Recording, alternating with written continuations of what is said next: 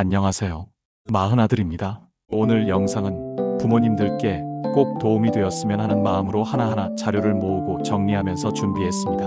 어머님, 아버님, 오늘은 조금은 무겁게 느껴질 수도 있는 주제일 수 있습니다. 하지만 누구나 언젠가는 맞닥뜨릴 수 있는 현실이라서 꼭 나누고 싶은 이야기예요. 혹시 이런 생각 한 번쯤 해보신 적이 있으신가요? 만약 내 배우자가 나보다 먼저 세상을 떠난다면 나는 어떻게 살아가게 될까? 이 질문 앞에서는 누구도 쉽게 답하지 못합니다. 나이가 들수록 곁에 있는 사람이 얼마나 소중한지, 또 그 빈자리가 얼마나 큰지를 알게 되기 때문입니다. 실제로 통계를 보면 60대 이상 혼자 사는 분들의 이유 중 가장 큰 비율을 차지하는 것이 배우자 사망이라고 합니다. 특히 70대 이상에서는 10분 중 7, 8분이 배우자의 사망으로 인해 혼자가 되셨다고 해요. 이렇게 보면 단순히 남의 이야기가 아니라 우리 모두가 겪을 수 있는 일이기도 하죠.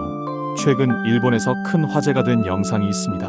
제목은 조금 충격적일 수 있는데요. 마침내 아내가 죽었다라는 6분짜리 동영상입니다.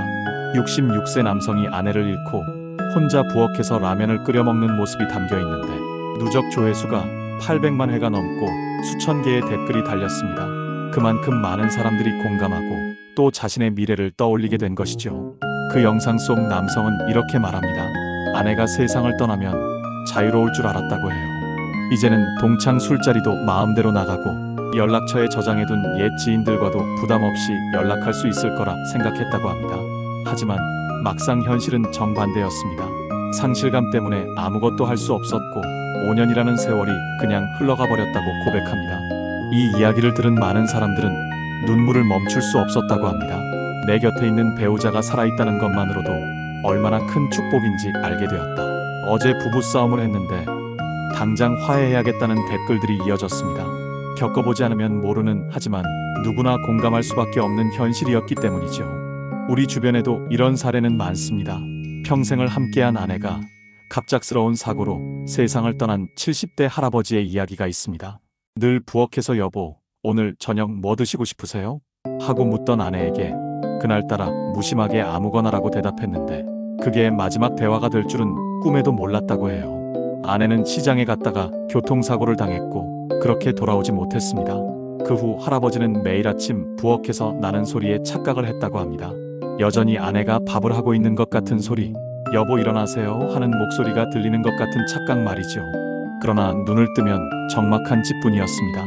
아무 소리도 아무 기척도 없는 집은 너무나 낯설고 그 적막이 사람을 미치게 한다고 고백하셨습니다. 시간이 1년, 2년 흘러도 그리움은 줄지 않았습니다. 결국 할아버지는 아내의 사진 앞에 매일 인사를 하며 버텼다고 합니다. 여보, 오늘 날씨 참 좋네. 여보, 나 밥 먹고 왔어. 그렇게 사진을 향해 말을 건네고 나면 하루가 조금은 덜 외롭다고 하셨습니다. 살아있는 사람과 대화하지는 못해도 그 빈자리를 채우기 위해서라도 작은 습관을 만든 것이죠. 이 이야기를 들으면 우리 마음도 울컥합니다. 배우자를 잃는다는 건 단순히 함께하는 사람이 없어지는 것이 아니라 나의 삶의 일부가 무너지는 경험이기 때문입니다. 특히 남편들은 아내에 대한 의존도가 더 크다고 합니다. 서울대학교 노년한 연구소에서 발표한 조사에 따르면 남성 어르신들의 하루 일과 중 무려 70% 이상이 아내와 직접적으로 연관되어 있다고 해요.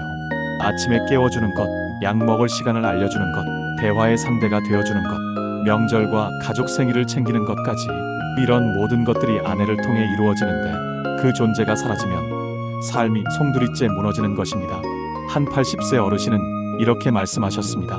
내 아내는 평생 내 약을 챙겨줬는데 나는 이제 어떤 약을 언제 먹어야 하는지도 몰라서 매번 헤매요. 책상에 약봉지를 펼쳐놓고 애써 기억하려 하지만 자꾸 있는 자신을 보며 아내의 정성과 세심함을 뒤늦게 깨닫게 된다고 합니다. 또 어떤 할아버지는 나는 평생 밥을 한 번도 해본 적이 없다.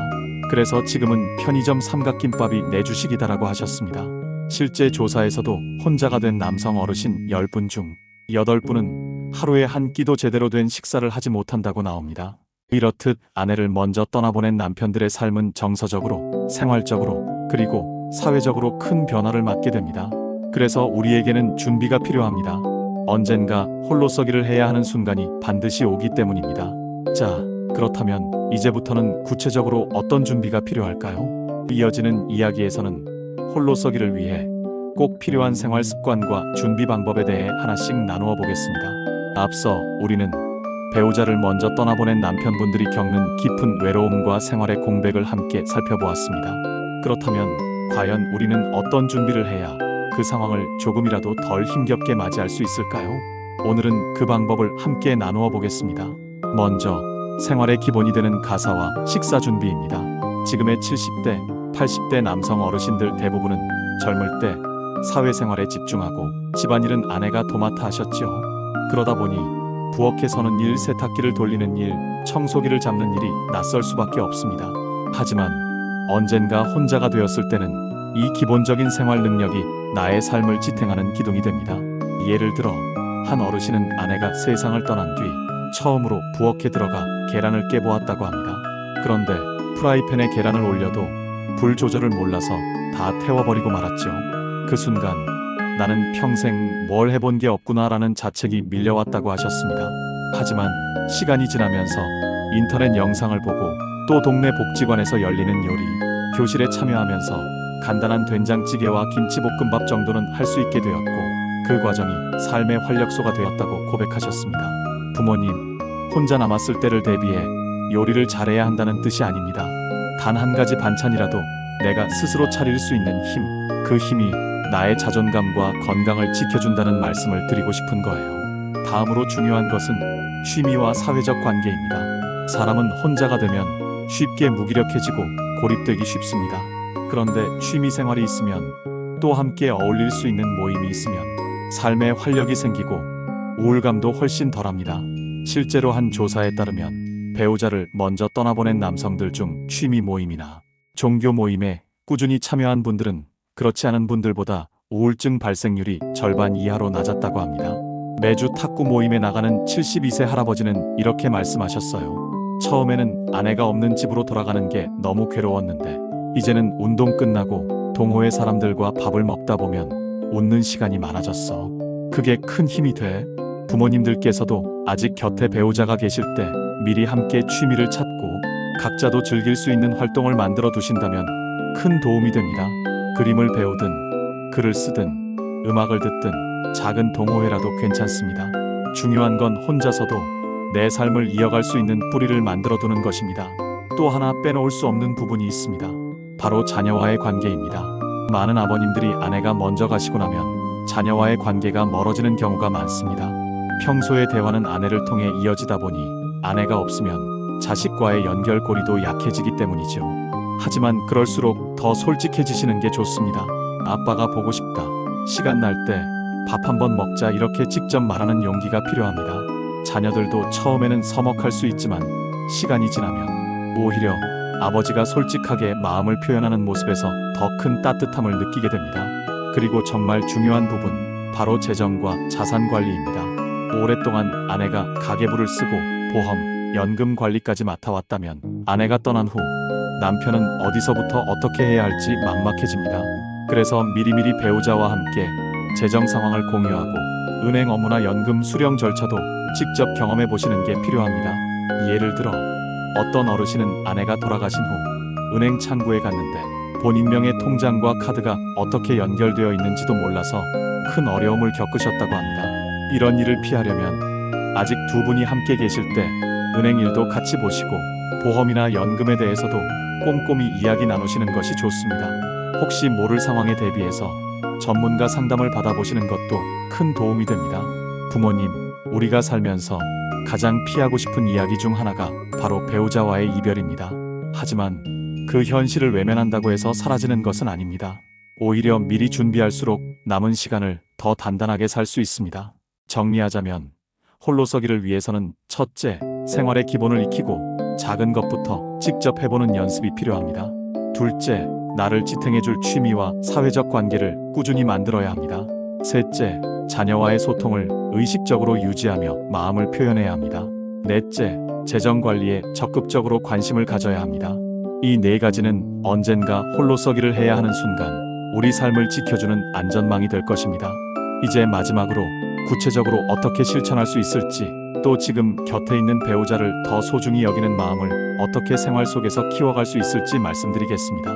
먼저 일상의 작은 습관부터 실천하는 것이 중요합니다. 예를 들어 아침에 일어나면 스스로 이불을 개고 하루를 준비하는 것부터 시작해 보시는 겁니다. 밥을 할 줄 모른다면 간단히 밥솥에 밥을 짓는 연습부터 해보시고 된장찌개 같은 쉬운 반찬 하나를 직접 해보시면 됩니다. 청소나 빨래도 마찬가지입니다. 아내가 있을 때는 당연하게 생각했던 일들이 사실은 나를 지탱하는 기본이었음을 알게 되실 거예요. 또 사회적 관계는 꾸준히 유지해야 합니다. 사람이 외로우면 건강도 금방 무너집니다. 종교 모임, 동창 모임, 노인복지관, 프로그램, 지역자치센터에서 열리는 강좌 등은 혼자 남았을 때 큰 힘이 됩니다. 중요한 건 처음에는 조금 귀찮더라도 꾸준히 나가고 사람들과 어울리는 것입니다. 혼자 집안에만 계시면 우울감이 더 깊어지기 때문에 일주일에 한 번이라도 사람들과 얼굴을 마주하는 시간을 꼭 마련하시길 권해드립니다. 그리고 몸과 마음의 건강 관리도 빠질 수 없습니다. 혼자가 되면 식사와 수면 리듬이 깨지기 쉬운데요. 규칙적으로 3끼 식사를 챙기고 가벼운 산책이나 운동을 생활 속에 넣어주시면 큰 도움이 됩니다. 실제로 걷기 운동을 하루 30분 이상 꾸준히 하신 어르신들이 그렇지 않은 분들보다 심리적인 안정감이 훨씬 높았다고 해요. 마음의 건강도 소홀히 해서는 안 됩니다. 일기를 쓰거나 사진을 보며 그리운 마음을 글로 풀어내는 것도 좋습니다. 또 요즘은 지자체나 복지관에서 상담 프로그램을 운영하는 경우가 많으니 필요하다면 망설이지 말고 도움을 청하는 것도 현명한 방법입니다. 무엇보다 중요한 건 지금 곁에 있는 배우자와의 시간을 소중히 여기는 것입니다. 많은 어르신들이 배우자를 떠나보내고 나서 가장 크게 후회하는 것이 있습니다. 바로 그때 왜 더 잘해주지 못했을까?